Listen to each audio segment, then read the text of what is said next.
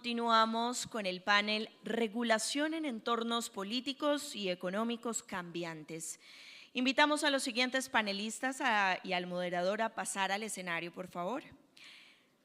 El doctor Álvaro Ríos Roca, socio director de Gas Energy Latin America. El doctor Álvaro Ríos es ingeniero químico de la Universidad de Texas. Realizó estudios de posgrado en Ingeniería Química de la Universidad de Houston. Como académico, ha apoyado y diseñado programas de pregrado y posgrado en Ingeniería de Petróleo en la Universidad Privada Boliviana. El doctor Nicolás González, eurodiputado Parlamento Europeo. El doctor Nicolás González cuenta con más de 25 años de experiencia como enfermero de cuidados intensivos y gestor de asistencia sanitaria. Aportó una perspectiva única al Parlamento Europeo, especialmente en salud pública, servicios sociales, protección del medio ambiente y desarrollo sostenible. La doctora Tiffany Bailey, gerente general, Sociedad Peruana de Hidrocarburos Perú. La doctora Tiffany es ingeniera forestal de la Universidad Agraria de Perú, 2 maestrías en Innovación Social y Economía Solidaria en la Universidad de Salamanca de España y Sostenibilidad en Argentina. El doctor José Medardo Cadena Mosquera, director de Estudios, Proyecto e Información OLADE. El doctor José Medardo cuenta con amplia experiencia en el sector eléctrico y energético. Ha adquirido un amplio nivel de conocimiento sobre la integración energética, eficiencia energética, energías renovables, acceso y cambio climático. Y en calidad de moderador estará Lyndon J. Huffington, docente e investigador de la Universidad Externado de Colombia. El doctor Lyndon J.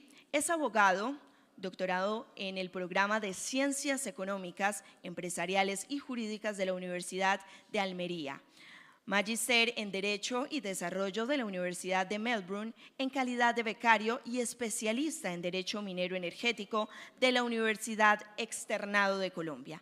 Les damos una cordial bienvenida, tienen la palabra. Adelante.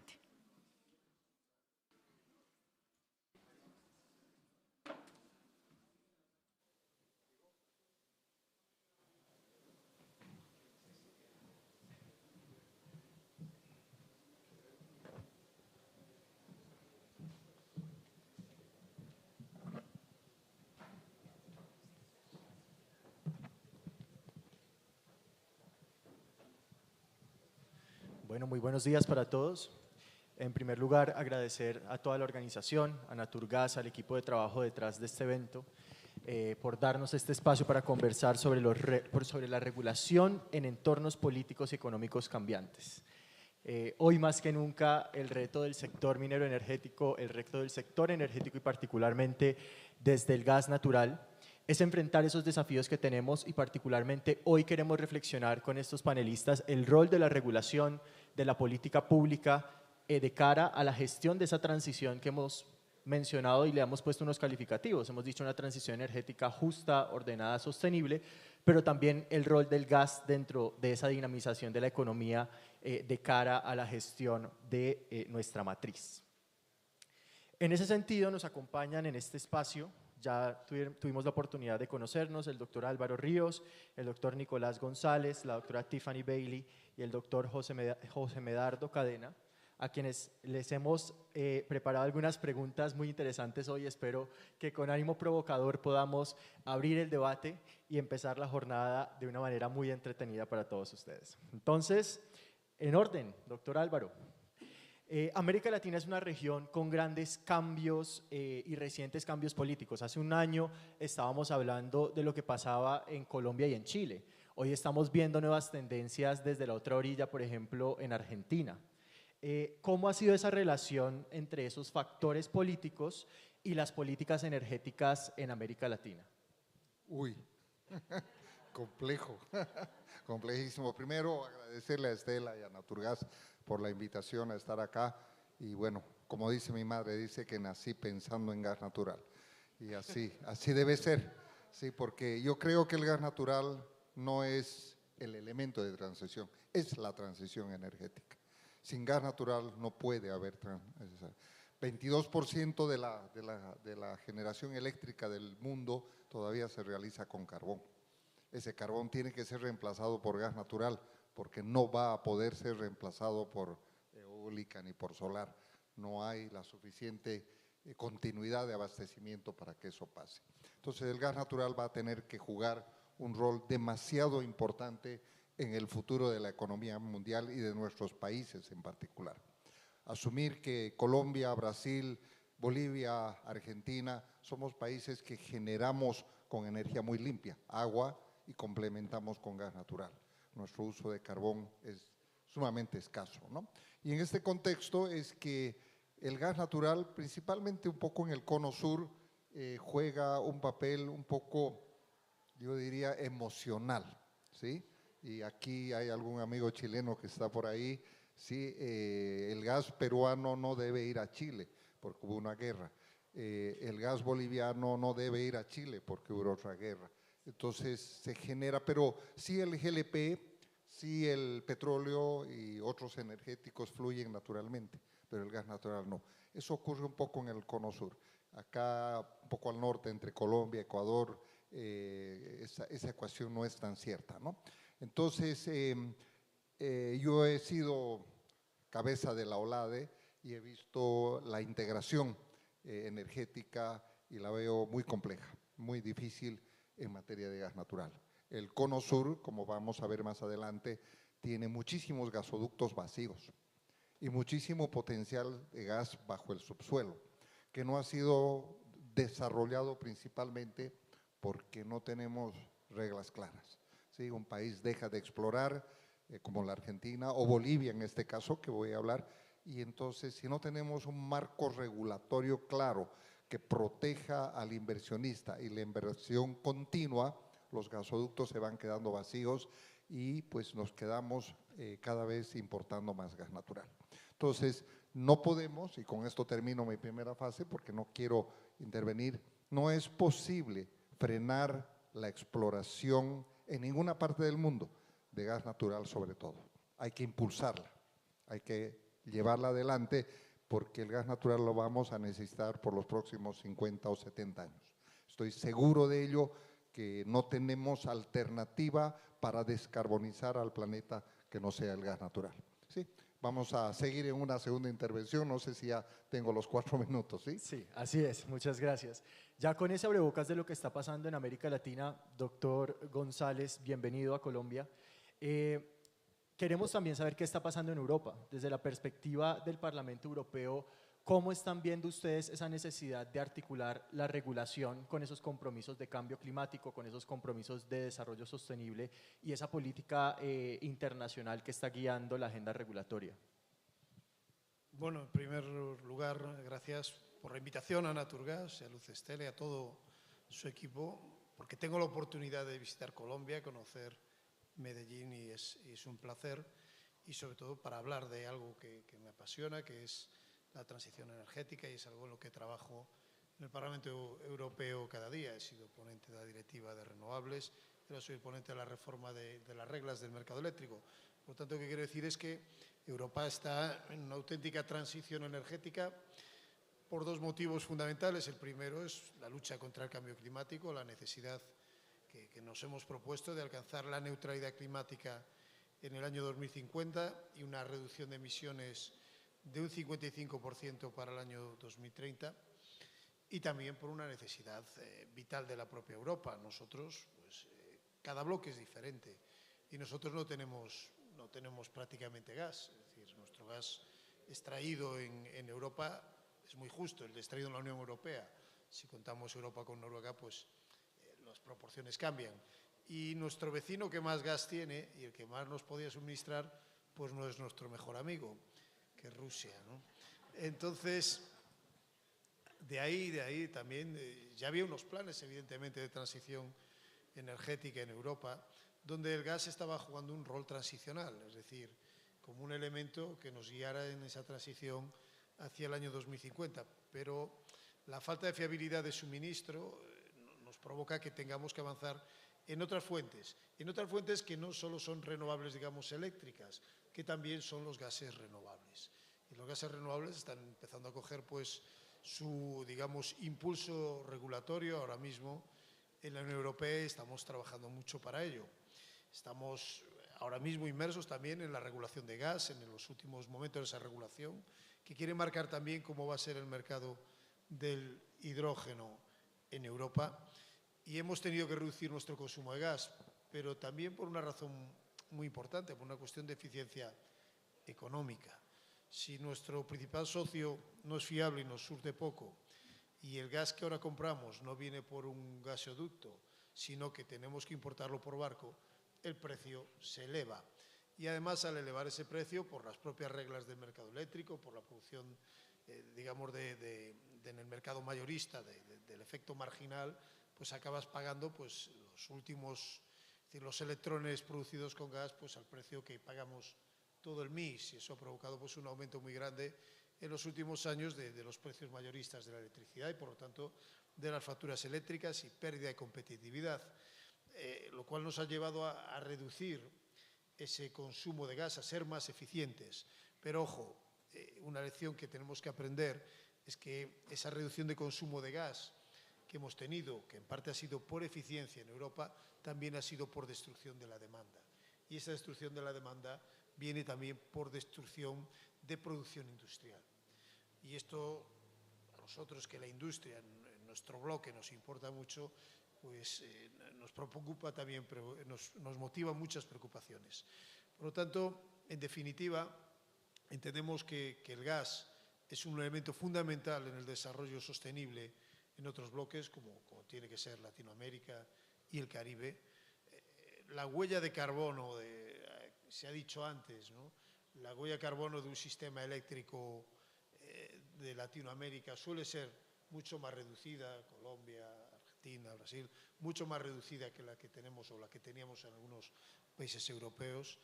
Por lo tanto, y el presupuesto de carbono gastado en términos climáticos de un ciudadano de Latinoamérica es mucho menor que el nuestro.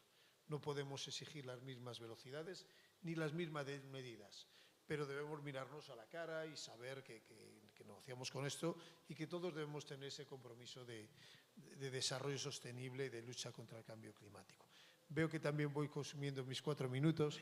Habrá más tiempo luego para también discutir, porque yo sí que creo que puede haber un sistema eléctrico perfectamente hecho 100% renovable, contando también con los gases renovables para ello. Ok, muy bien, doctor. Y pues ya vamos viendo y poniendo sobre la mesa algunos temas que hoy en nuestra agenda política y de regulación son importantes: el rol de la seguridad, la soberanía y la independencia energética en Colombia como elementos fundamentales para la seguridad de la matriz. Doctor Cadena, OLADE nos ha dicho y nos ha evidenciado el aumento en la demanda de energía. Y pues aquí el doctor Ríos nos decía precisamente el rol del gas va a ser fundamental para cubrir esa demanda. ¿Qué tenemos que hacer en América Latina para que el gas tenga ese lugar protagónico que y los mensajes que nos han enviado desde el punto de vista técnico, económico y jurídico en la ruta de la transición? Bueno, muchas gracias a los organizadores del evento por la invitación y quería agradecerles por haber puesto una foto mía de hace 20 años. Me pareció extraordinario. Bueno, el protagonismo. Yo creo que no deberíamos hablar mucho de protagonismo porque el protagonismo es algo que me parece subjetivo y completamente transitorio. Porque si miramos la historia energética de la humanidad, vemos cómo los protagonistas han ido cambiando a lo largo del tiempo. Empezamos con el carbón, luego fue el petróleo, luego fue la energía eléctrica, luego vinieron las grandes hidroeléctricas, empezaron a aparecer la nuclear y posteriormente empezaron las renovables. Y cada una fue protagonista en un momento dado. De hecho, hace muy pocos años, las grandes protagonistas fueron la eólica y la solar. Hoy yo creo que siguen estando, son importantes, pero el protagonismo ahora lo tiene el hidrógeno. El hidrógeno en toda su gama de colores, ¿no? Por eso ahora se habla ya no de calificar con colores, porque creo que yo conozco 4 o 5. Ahora es mejor hablar de hidrógeno de bajas emisiones. Y así el protagonismo va cambiando. Yo creo que es más importante hablar de la permanencia, la participación de una fuente energética en la matriz. Y allí me voy a permitir citar algunas cifras del balance energético de América Latina, donde si nosotros miramos el consumo final de energía, el petróleo tiene una participación en nuestra región de alrededor del 50%, seguido de la energía eléctrica un 20%, y el gas natural tiene una participación del 11%. No me voy a referir a las otras fuentes. En el caso particular del balance energético de Colombia, el gas tiene una participación del 16%. Ahora, nosotros hemos realizado algunos estudios de prospectiva hacia el año 2050 para mirar qué va a suceder hacia esa fecha si es que los países continúan con este proceso intensivo de penetración, de incorporación de energías renovables, fotovoltaica, solar, hidrógeno, almacenamiento. ¿Qué es lo que aparecen o qué es lo que nos dan las cifras hacia el año 2050? Primero, que el consumo energético de la región se va a incrementar en un 63%. Segundo, que la participación del petróleo, si tomamos como base el año 2020, se va a reducir del 47% que tenía en el 2020 a un 21%. Que la energía eléctrica, la electricidad, va a incrementar su participación del 20% en el consumo final a un 31%. Y el gas natural va a mantenerse entre el 11 y el 12%. Ojo que esta cifra no es menor. Van a decir, no, pero no se incrementa la participación del gas. Lo importante es que mantiene, pero en un tamaño de torta 61% más grande. Eso quiere decir, en términos absolutos, la participación del gas va a incrementarse hacia el año 2050, considerando una penetración intensiva, sumamente intensiva de renovables. Lo cual yo creo que amerita un análisis y discusión, porque por otro lado, esta penetración intensiva de renovables requiere de inversiones que estarían bordeando el 1.7 trillones de dólares. Y la pregunta que viene acá es, ¿tiene la región la capacidad y las condiciones para manejar esos volúmenes de inversión? Eso es materia de otra discusión, pero también nos pone una gran interrogante. Entonces, frente a este escenario, ¿qué es lo que se puede hacer con el gas? ¿Qué es lo que se debe hacer con el gas natural? Yo creo que luego de la pandemia y a raíz de todos los conflictos que se están generando en el mundo, hay tres palabras claves que surgen en los paneles de discusión. Uno, seguridad energética, soberanía energética. Dos, flexibilidad. Y tres, integración. Escuché las palabras inaugurales de este evento, se habló mucho del tema de soberanía y yo creo que la soberanía, luego de todo lo que nos ha pasado a ocupar el primer lugar dentro de la política energética de todos los países y de todas las regiones. Entonces, si hablamos de soberanía energética, factor clave, utilizar los recursos naturales que dispones.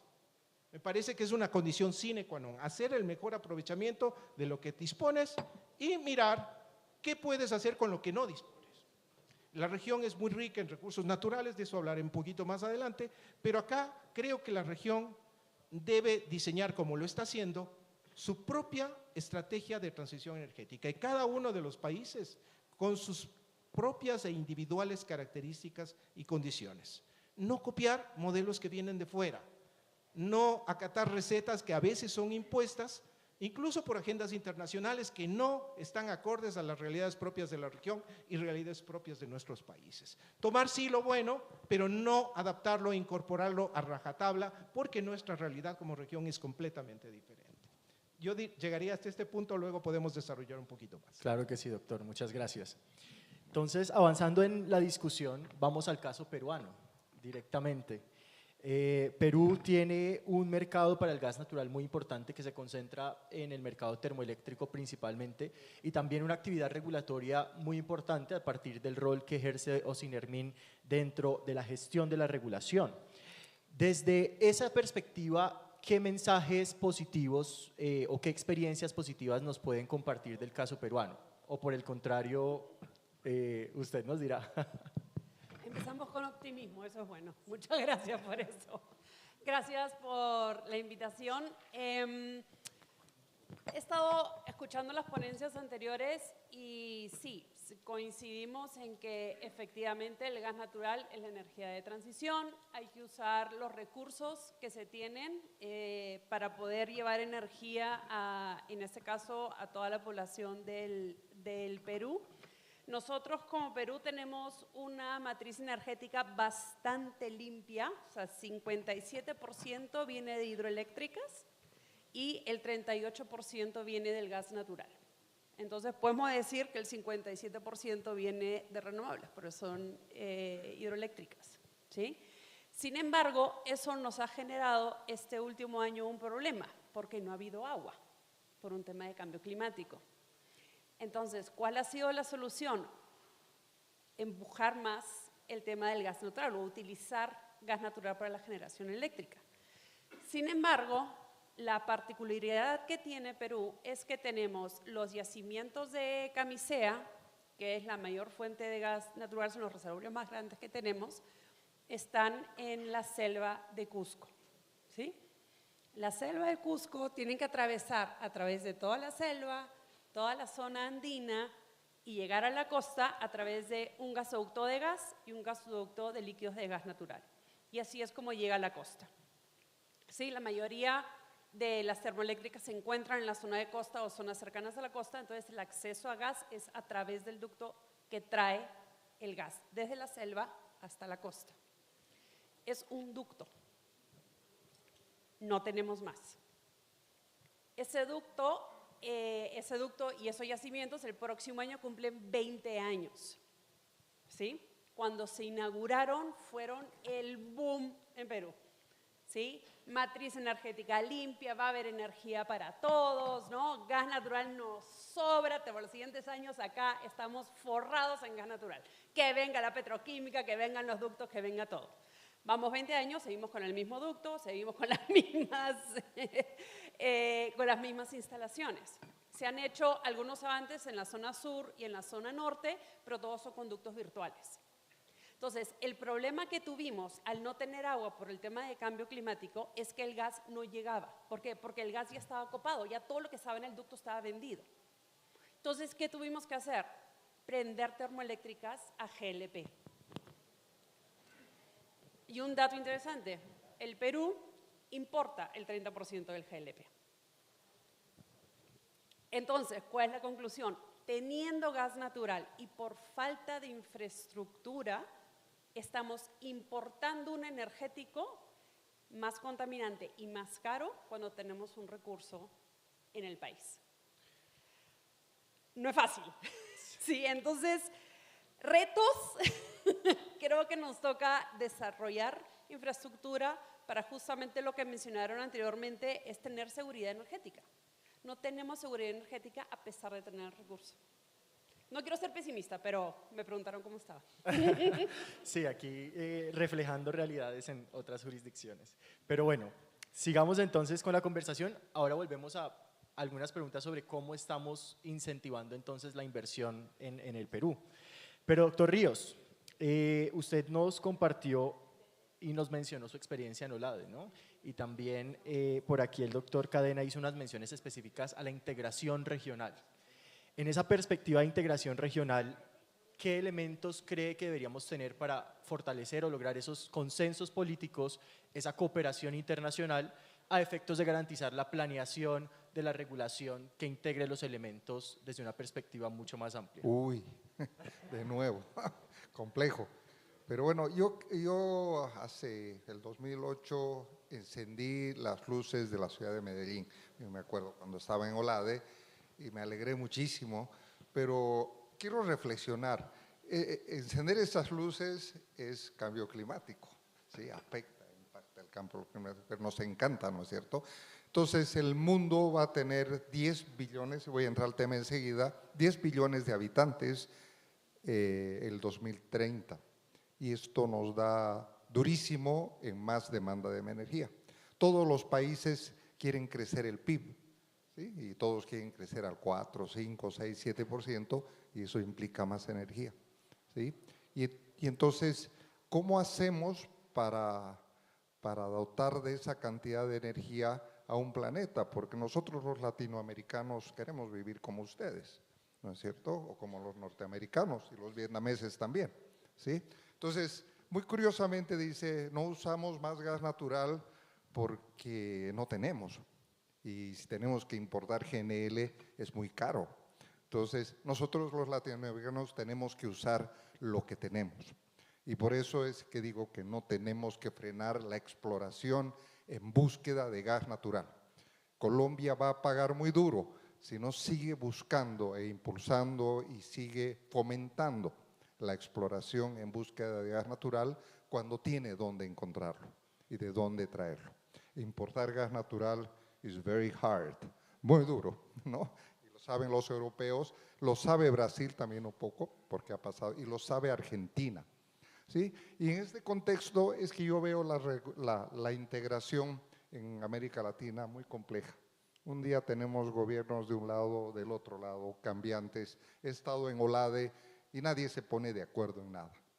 En el Cono Sur tenemos, creo que 12 gasoductos, la mayoría están vacíos, ¿sí? Y Argentina tiene mucho gas y no puede llegar al mercado y los ductos de Bolivia están quedando vacíos. Entonces, yo veo más factible en el gas natural la relación bilateral, ¿sí? Uno a uno. Eso de armar marcos regulatorios posiblemente funcione en Europa, pero no lo veo funcionando.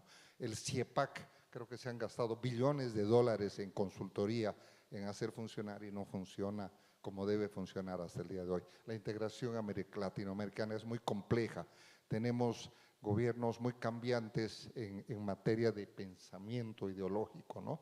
Ahí tenemos a Venezuela, que nos hablaba hace 15 años atrás, Petroamérica, Petrosur, Petrocaribe, Petro de todo, y nada de eso ha funcionado.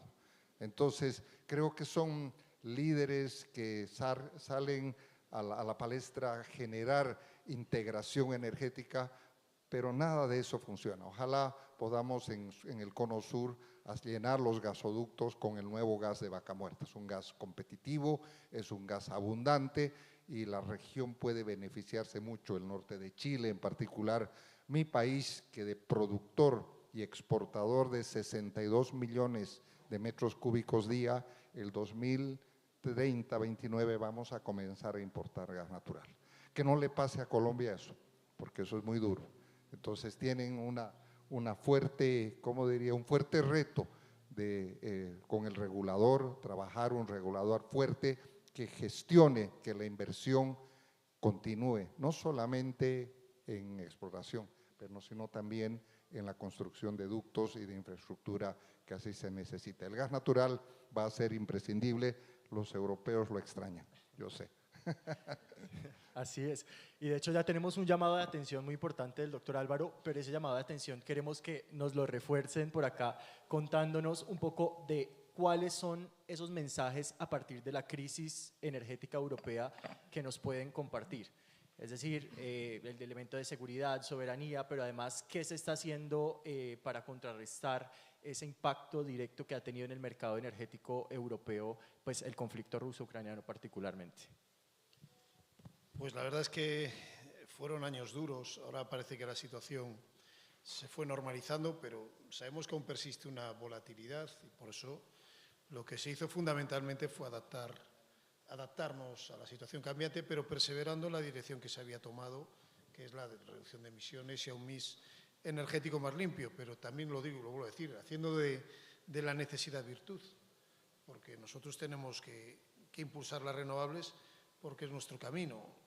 No tenemos muchos de estos otros recursos y cuando los tenemos normalmente son caros y a veces el suministro pues no está siempre asegurado. Pero hay espacio para el gas y hay espacio y va a haber espacio en los próximos años para el gas natural en Europa y el gas natural licuado que tendremos que seguir importando. Pero también estamos creando normas, nos hemos tenido que adaptar muy rápido. El poder de Europa, yo entiendo, está claro que los modelos no se pueden replicar. Es irreplicable. Nosotros tenemos un modelo de un mercado único de 450 millones de personas y eso también nos da un poder de compra. Por eso nuestra búsqueda fundamental, lo que hacemos prácticamente cada día las instituciones europeas y los Estados miembros, es armonizar y ver cómo conjuntamos e integramos mejor ese mercado para que las reglas sean muy similares para todos y todos nos podamos beneficiar de ese gran mercado común de 450 millones. Pero eso también nos genera problemas y en el campo de la energía es evidente, porque oye, pues, las interconexiones son algo fundamental. Nosotros, nuestros gasoductos, el problema es que a veces nos llevan lo suficiente que nos gustaría que llevara, no que estén vacíos. Por lo tanto, tenemos aproximaciones diferentes. Sí que diría algo importante. Se ha hablado aquí de hidrógeno y para nosotros el hidrógeno es importante también mirando otras regiones.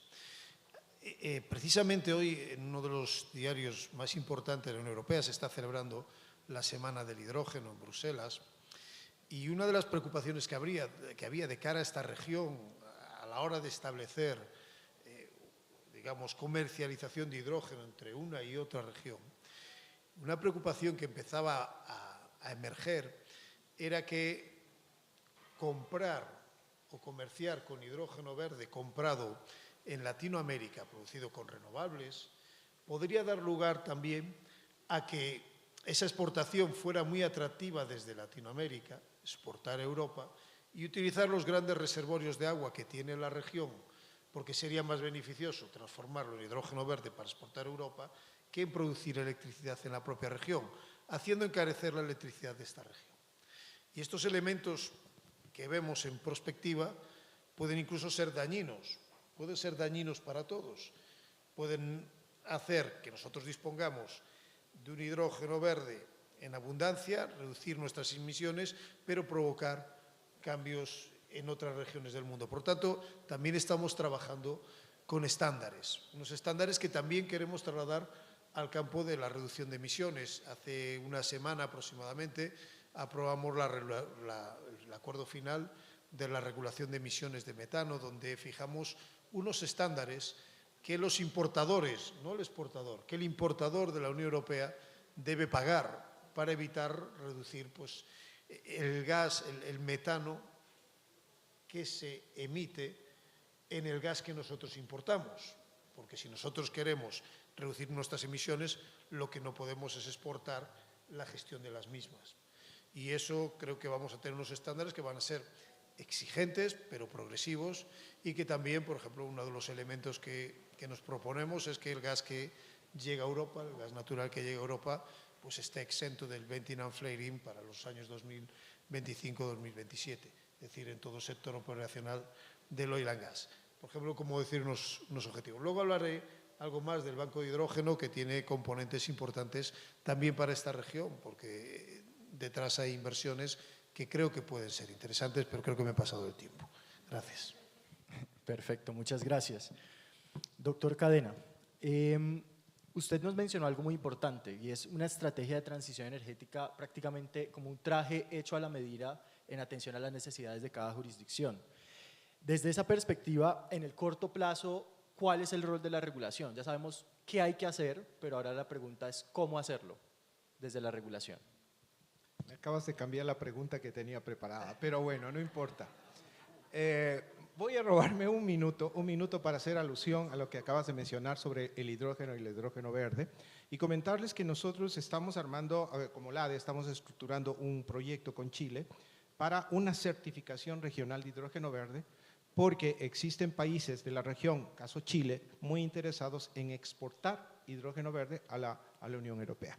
Eso conlleva algunos retos desde el punto de vista normativo, como por ejemplo, cómo articular la visión europea de no reconocer a la hidro como renovable frente a la realidad latinoamericana, donde la hidro es renovable y es una parte fundamental de la matriz energética de la región. Ese es uno de los temas que tendremos que analizar y discutir. Otro tema, ¿qué capacidad renovable tendríamos que instalar exclusivamente con la finalidad de producir hidrógeno verde?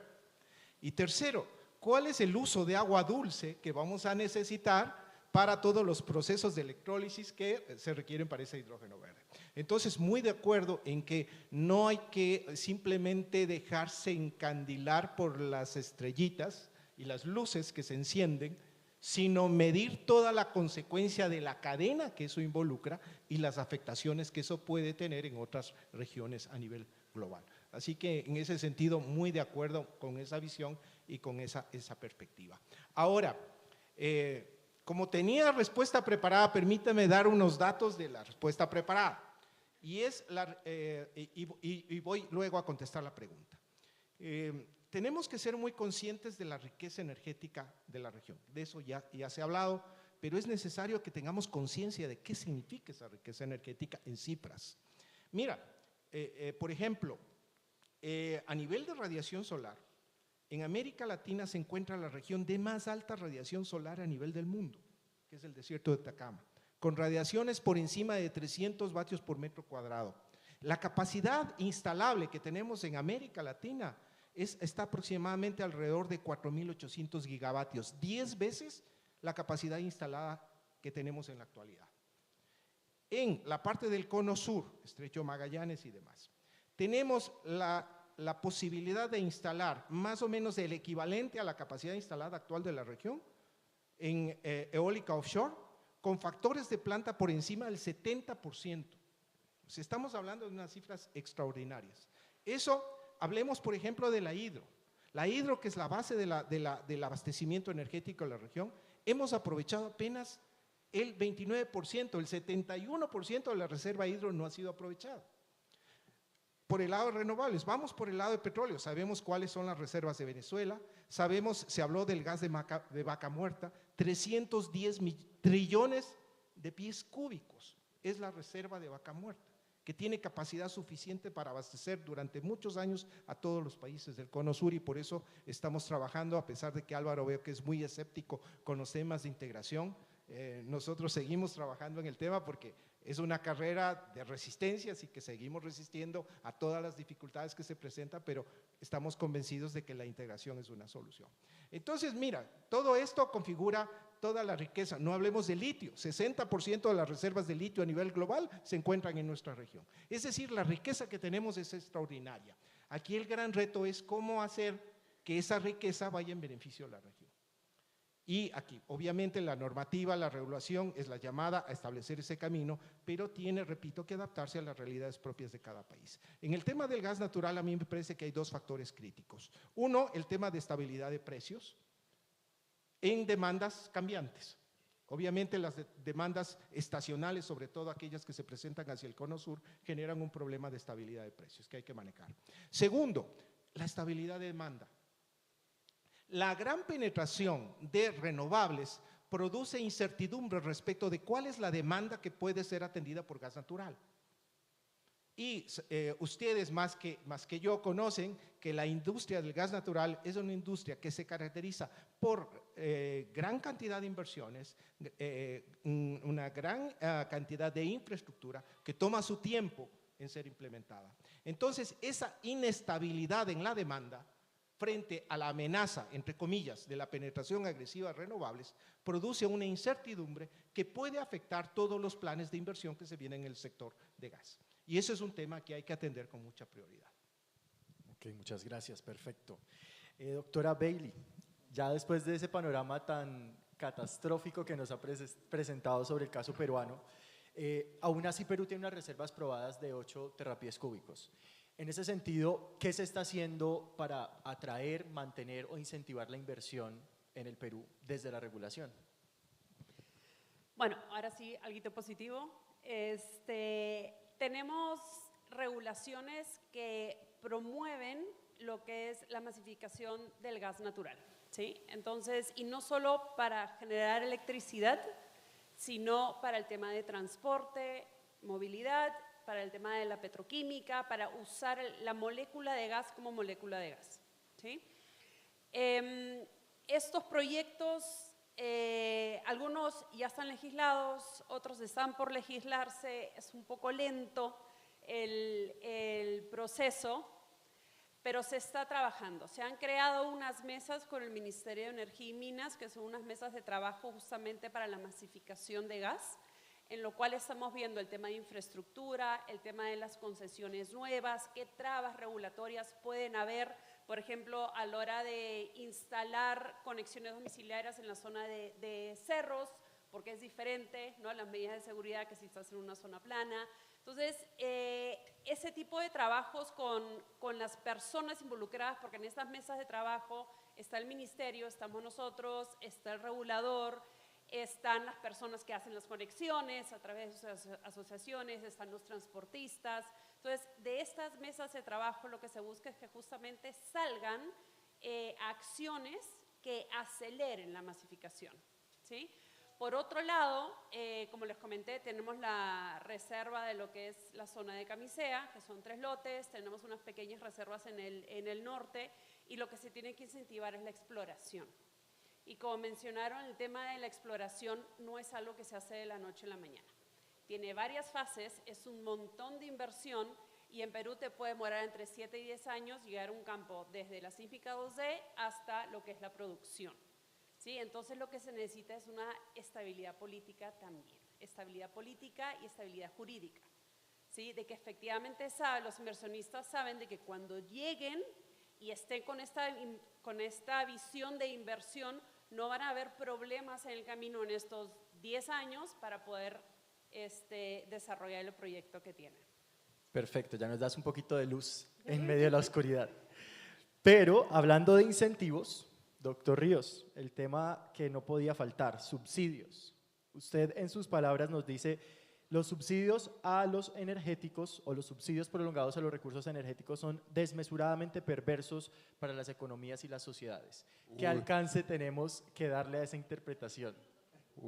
Bueno, a los políticos les encanta subsidiar, les encanta, pero lo que no les encanta después es tener que anunciar desabastecimiento. Y esa es la consecuencia del subsidio de largo plazo. Y Venezuela, el vecino de ustedes, es el ejemplo más claro, ¿no? Tiene gas, tiene petróleo, tiene renovables, tiene todo. Lo que tiene es unos subsidios perversos que no permiten que la inversión en la cadena de abastecimiento pueda llegar a ser oportuna para abastecer. Entonces, el regulador es el que puede trabajar un poco para que ese desabastecimiento no ocurra. Y no solamente Venezuela, si ustedes ven la línea de desabastecimiento parte por Venezuela, llega a la Argentina con sus 308 trillones, doctor. Sí, lo sabemos de Vaca Muerta hace 15 años que eso existe ahí, y la Argentina está en un proceso actualmente donde no hay nafta, no hay gas natural, tienen que importar. Y ese es un proceso que ha pasado porque se subsidia demasiado.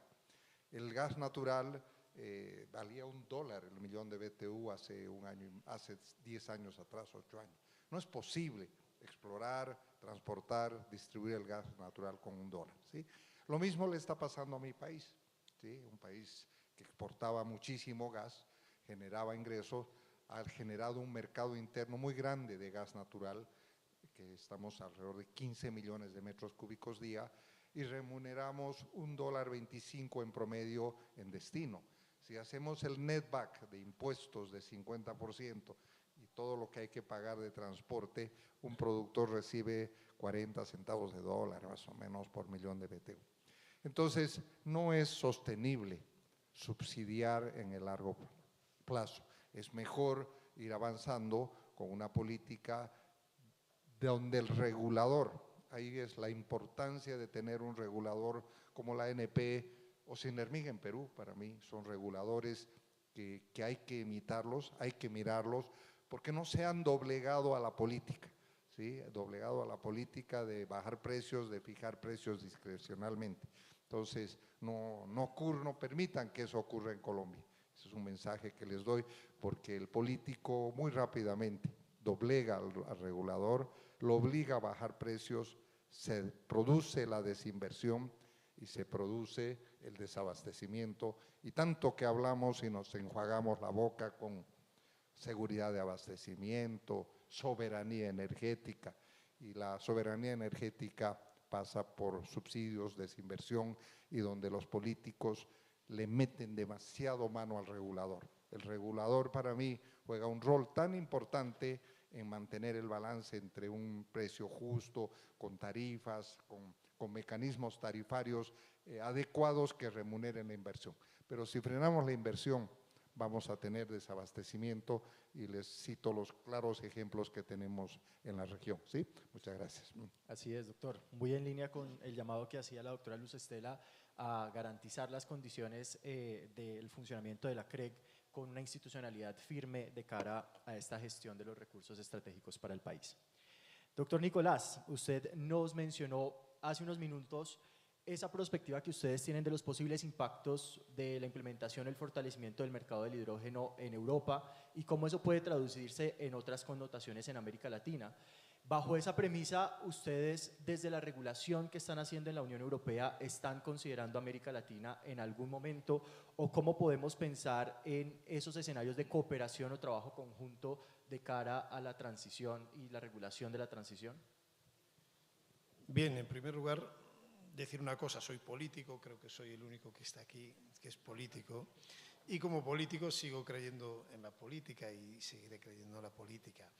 Y en este último semestre, que ha sido la presidencia española del Consejo de la Unión Europea, se ha producido una gran cumbre Europa-Iberoamérica, donde uno de los elementos clave es seguir mirándose, que la Unión Europea, sobre todo la Unión Europea, vuelva a mirar cara a cara a América Latina y al Caribe y se establezcan de verdad lazos duraderos, no solo el Global Gateway, que es una estrategia europea para hacer un comercio que sea justo, que ambas partes saquen provecho, pero sobre todo mirando a Latinoamérica y el Caribe como no nos habíamos mirado antes o como dejamos de mirarnos, no España, España siempre ha mirado a esta región, pero sí toda la Unión Europea. Yo creo que ese Global Gateway debe ser respetuoso, pero a la vez ambicioso y que ambas partes saquemos provecho. Por ejemplo, antes cuando hablaba del hidrógeno y de las inversiones en hidrógeno, nosotros vamos a necesitar más hidrógeno descarbonizado o bajo en carbono del que somos capaces de producir ahora mismo. Lo vamos a necesitar. Seguro, sobre todo para el primer paso. Recuerden que nosotros en Europa tenemos precio al CO2, por lo tanto, todo aquello que emite CO2 lo pagamos a mayores. Y además ahora hemos decidido que todo lo que venga de fuera con una alta carga de CO2 también va a pagar pues, el CO2 que nosotros pagamos. Es decir, estableciendo un campo de juego único. Por lo tanto, el hidrógeno verde tiene un amplio potencial en esta región, creo yo. Y lo vamos a impulsar con ese Global Gateway, con inversiones. Europa ahora mismo está dedicando 17.000 millones de euros a proyectos propios, que son más o menos lo mismo en dólares, a proyectos propios de subvención pública, no hablo de la parte privada, a proyectos propios de hidrógeno verde. Y quiere dedicar y está haciendo ya subastas para compra conjunta de hidrógeno en la Unión Europea, pero que se abrirán a esta región y a aquellas regiones que decidan participar. Pero yo aquí tengo que ser muy sincero, como lo soy. Yo provengo de una región muy rica en renovables, no rica en recursos de hidrocarburos, pero mi región, singularmente en España, es muy rica en renovables. Y vamos a producir hidrógeno verde. Pero yo creo que ese primer hidrógeno que nosotros produzcamos, en lugar de exportarlo a otras regiones de Europa, prefiero que quede en mi región y que ayude a descarbonizar mi industria, a hacer una industria limpia y competitiva. Y yo creo que debe ser una de las aspiraciones que debe tener esta región, los diferentes países. Es decir, más industrialización limpia y un aprovechamiento in situ de los recursos. Es decir, si Colombia puede producir hidrógeno renovable, pues pongamos porque en el desierto de la Guajira tiene unas condiciones inmejorables y eso hace que produzcan también a su vez con ese hidrógeno pues fertilizantes limpios para el desarrollo de la agricultura, es un win-win. Es decir, yo creo que es una estrategia vencedora. Antes que decidir, y esto hablo en mi contra, pues pasar ese hidrógeno directamente a Europa, venderlo, ¿vale? Habrá unas plusvalías, pero no van a ser las mismas que toda la cadena de valor de generación quede aquí, ¿no? Yo creo que eso es importante realmente. Por eso digo que también hay que hablarnos con sinceridad y saber lo que pasó en los biocombustibles y lo que provocó pues, el desmesurado crecimiento y la desmesurada importación de biocombustibles en deforestación, por ejemplo, ¿no? Que ahora también estamos con regulaciones para tratar de que eso no suceda de la misma manera y está en la directiva de renovables. Y sin olvidar un gas fundamental y que hemos mencionado poco, que es el potencial de biometano que tiene esta región. Es decir, nosotros nos hemos propuesto producir 35 BCMs para el año 2030, creo que vamos en el buen camino en la Unión Europea, pero yo veo que aquí hay un potencial enorme para seguir, para avanzar en eso y que es también una riqueza añadida, sobre todo para las zonas rurales, que a veces también no tienen buenas formas de abastecimiento y que pueden autoabastecerse. Creo que hay un campo enorme por desarrollar ahí. Nosotros lo estamos percibiendo en nuestras zonas ganaderas y rurales, que puede haber un desarrollo a mayores, pero sí que es cierto que necesita algo, y es capital.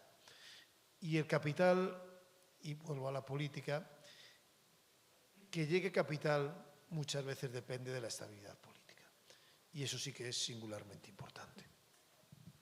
Muchas gracias. La importancia, y reiteramos la importancia de la seguridad jurídica de cara al fortalecimiento de la inversión y particularmente en este sector que hoy afronta, digamos, situaciones poco esperadas en el marco de la gestión de nuestros recursos. Doctor Cadena, ¿cómo vamos a determinar la dirección futura de las políticas y regulaciones de gas natural, teniendo como reto encontrar ese equilibrio entre los actores y al mismo tiempo abordar todas las preocupaciones del cambio climático?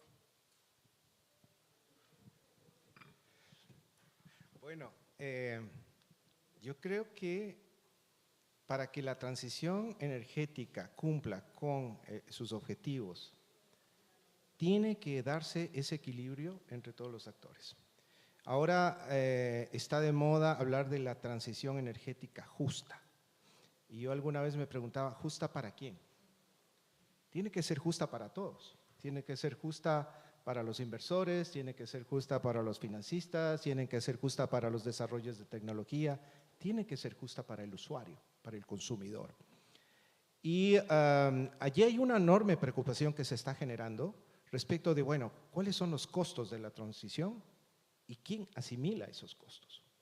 Porque lo que estamos evidenciando es que en unas primeras etapas en donde los costos de las tecnologías son altos hasta que lleguen a su nivel de madurez, eso implica un incremento en los costos de la energía y puede dificultar el acceso.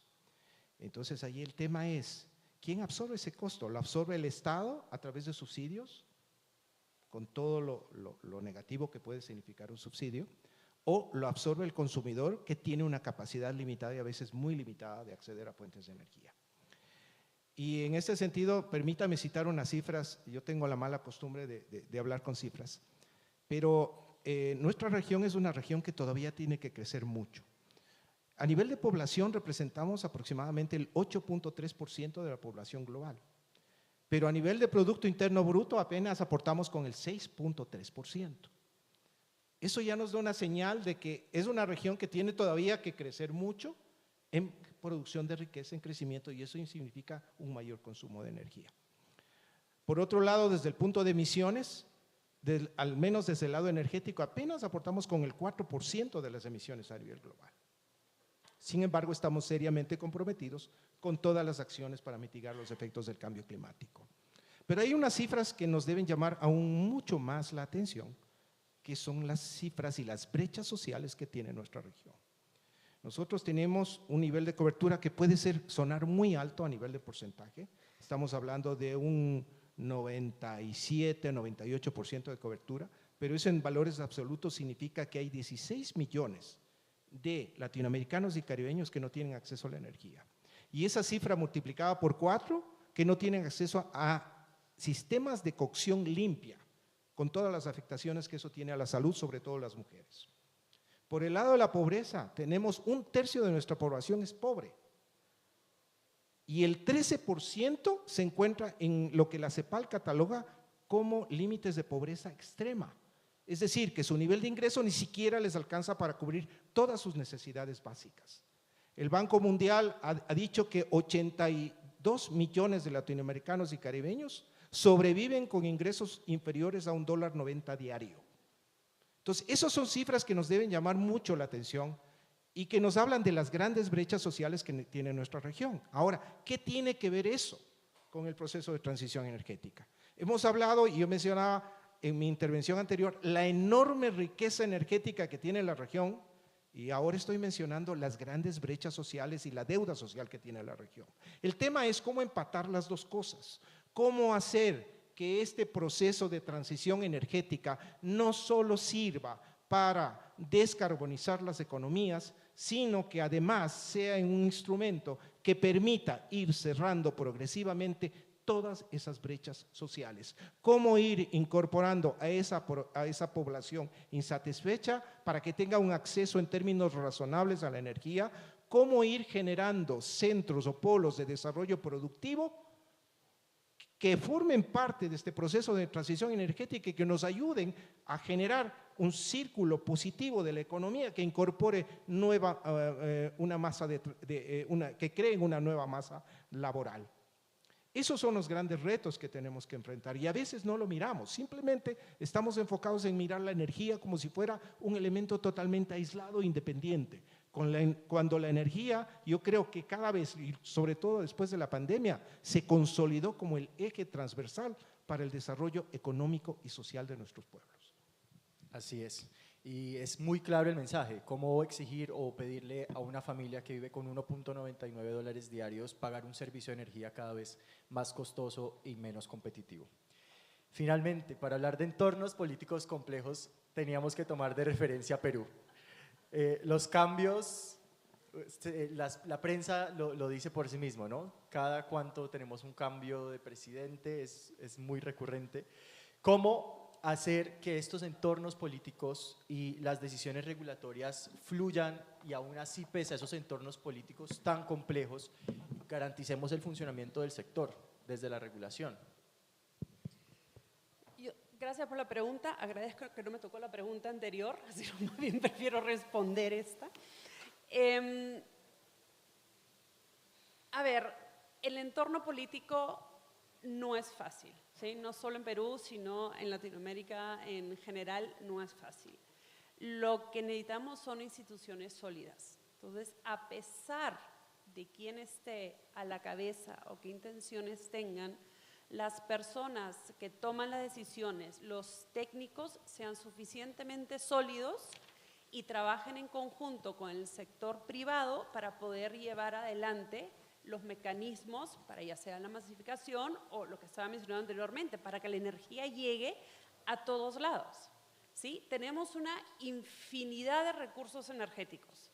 Tenemos la hidroeléctrica, tenemos el gas, tenemos el GLP, no es el mejor, pero existe. Tenemos una infinidad de renovables y hay gente que no tiene luz. Hay gente que cocina con leña. Hay gente que tiene los pulmones muertos por el hecho de cocinar con leña o cocinar con combustibles contaminantes. Eso debería ser la línea base para toda institución pública y toda empresa privada de poder encontrar un norte y trabajar juntos. Entonces, yo tenía acá apuntado un entorno político estable, pero en realidad creo que son instituciones fuertes, como mencionó Álvaro, el tema de Ocinermin, instituciones fuertes que tengan el norte bien marcado y que se pueda trabajar entre público y privado para poder llegar a ese norte. Así es.